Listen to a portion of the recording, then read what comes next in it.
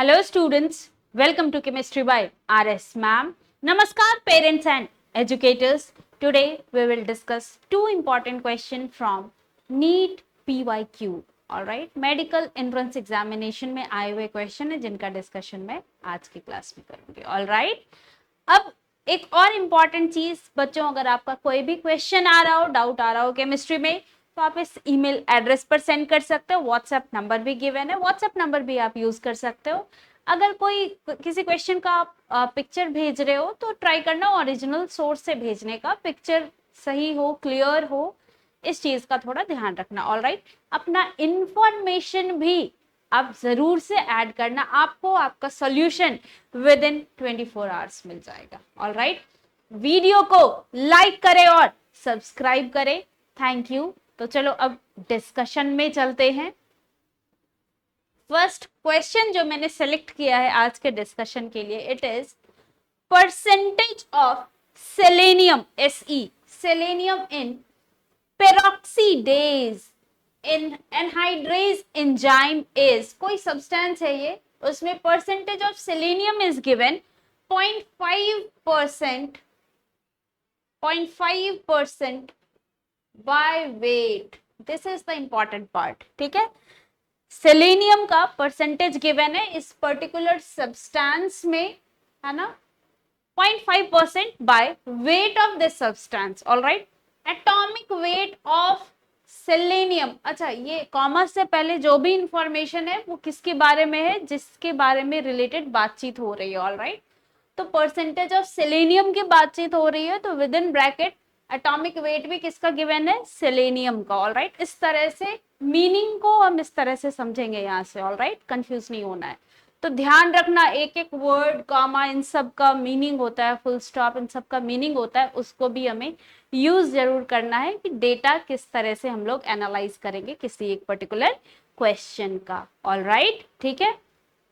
तो अभी तक डेटा क्या आया, atomic weight of selenium is given and information given है कि ये सब्सटेंस का molar mass, let us suppose आपने अगर m मान रखा है, m, तो इसमें वेट ऑफ Se क्या आएगा, परसेंटेज के हिसाब से 0.5%. इस m का 0.5% अगर आप निकालोगे तो वही वेट ऑफ सेलेनियम आएगा इस पर्टिकुलर कंपाउंड में. ऑलराइट, ठीक है. Then minimum molecular weight. अब देखो यहाँ क्या है, मिनिमम मॉलिक्यूलर वेट पूछ रहा है ऑफ पेरोक्सीडेज एनहाइड्रेज एंजाइम. इसी सब्सटेंस का मिनिमम मॉलिक्यूलर वेट निकालो. तो एक चीज ध्यान देना, यहाँ पर ये मिनिमम मॉलिक्यूलर वेट का क्या मीनिंग होता है,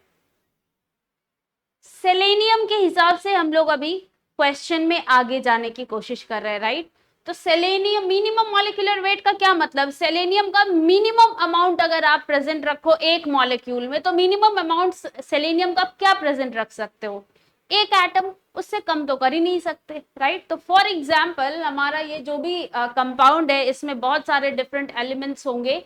ऑलराइट, उसके साथ सेलेनियम का भी एटम होगा.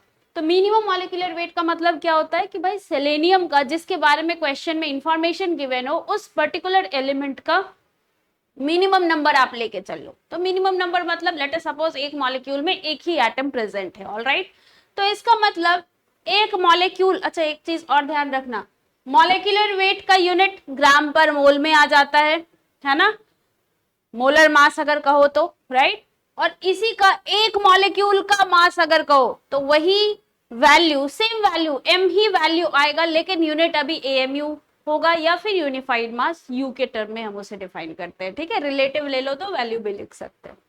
ऑलराइट, बात समझ में आई. तो ये मैग्नीट्यूड जो होगा वो m ही होगा, इसमें कोई डाउट नहीं है. तो अगर एक मॉलिक्यूल के मास को हम लोग चेक करें तो ओवरऑल इस सब्सटेंस का मास एक मॉलिक्यूल का कैपिटल M होगा. हमने अभी यही मान रखा है, यही molar mass let us suppose इस सब्सटेंस का है. ठीक है, ऑलराइट. अब अकॉर्डिंग टू क्वेश्चन, इसी m का अगर आप 0.5% निकालते हो, इसी m का 0.5% अगर आप कर लेते हो, तो ये आ जाना चाहिए मास ऑफ सेलेनियम, है ना. अब according to question minimum molecular weight निकालना है, इसका मतलब आपको क्या भी कंसिडर करना है कि एक मॉलिक्यूल पेरोक्सीडेज एनहाइड्रेज एंजाइम में एक ही सेलेनियम एटम प्रेजेंट है. दैट मींस ये जो भी मास आएगा एटॉमिक वेट ऑफ सेलेनियम के इक्वल आना चाहिए, which will be 78.4। All right, ठीक है। तो अब देखो केवल कैलकुलेशन बच गए, कैलकुलेशन कर लो। तो m का वैल्यू आ जाएगा आपका 784 इंटू 100 अपॉन 520। कैलकुलेशन भी देखो सिंपल है, आपके सामने सारा कैलकुलेशन हो रहा है, राइट। 15680 ऑप्शन में देखो, ऑप्शन ए, राइट। 1.568 अगर करोगे तो इंटू 10⁴ करना पड़ेगा, राइट। तो अकॉर्डिंग टू हमारा आंसर क्या आया, इसको ऑप्शन से आप जस्ट मैच कर लो। ऑल राइट, ठीक है। तो I hope each step of this question is clear to you. बिल्कुल इसी तरह नेक्स्ट क्वेश्चन में हम लोग चलते हैं, उसको डिस्कशन को हम लोग देखेंगे अभी। All right, next question is the number of moles of oxygen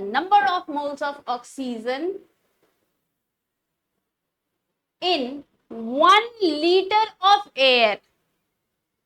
volume of air कितना गिवन है, 1 litre of air containing 21% oxygen by volume. All right, 1 litre air लिया है। अकॉर्डिंग टू क्वेश्चन उसमें ऑक्सीजन का जो परसेंटेज बाय वॉल्यूम है it is 21%। That means 1 litre का 21% कर दो, यही होगा क्या, volume of oxygen according to question, right. पहले स्टेटमेंट से इतना ही आया है।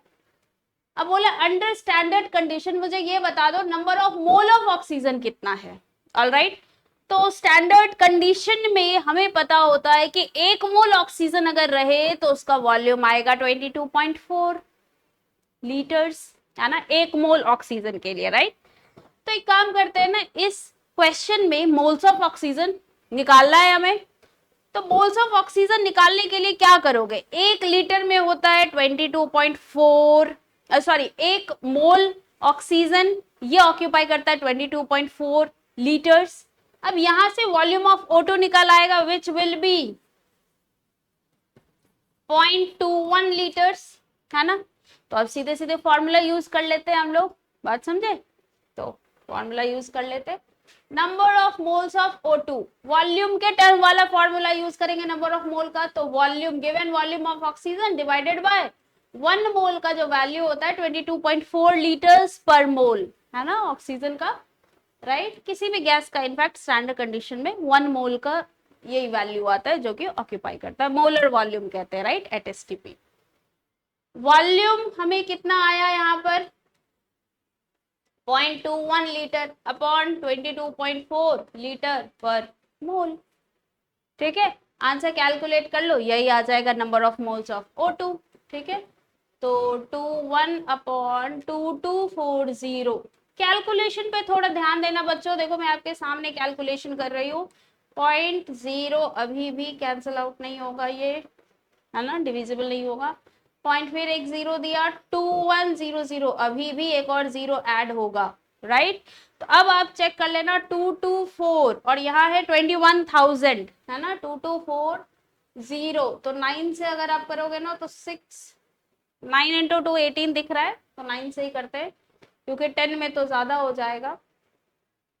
6322016, राइट, 2016 एक और 0 आएगा, ठीक है, 0.009, ठीक है। तो अब ऑप्शन में चलते हैं, option 0.009 option A. All right, ठीक है। तो क्वेश्चन में क्या ध्यान रखना है बच्चों, दोनों ही क्वेश्चन ना मेडिकल एंट्रेंस एग्जामिनेशन में आए हुए क्वेश्चन है। ऑल राइट, ठीक है। आप लोग पीवाईक्यू जरूर से देखना, और इस टाइप के और भी क्वेश्चन मिलेंगे आपको प्रीवियस ईयर क्वेश्चन बैंक में। तो एक टाइप का क्वेश्चन अगर देख लो ना तो उसको फिर ट्राई करना, उससे रिलेटेड जो भी क्वेश्चन हो उनको सॉल्व करने का। ऑल राइट, और इस टाइप का जैसे क्वेश्चन आए हुए हैं प्रीवियस ईयर क्वेश्चन में, प्रीवियस ईयर्स में सेम एग्जाम का जिसका आप प्रिपरेशन कर रहे हो, उस टाइप के क्वेश्चन को तो बिल्कुल आपको टारगेट करना ही चाहिए, क्योंकि कंसेप्ट देखो बच्चे वही है जो कि आपके टेक्स्ट बुक में है, जो कि आपको नोटबुक में बताया जाता है, नोटबुक में जो आपका लिखा हुआ है, ठीक है। लेकिन एनालिटिकल यूज उसका किस टाइप का है ये डिपेंड करेगा कि आप कौन से एग्जाम पे फोकस कर रहे हो। ऑलराइट, ठीक है।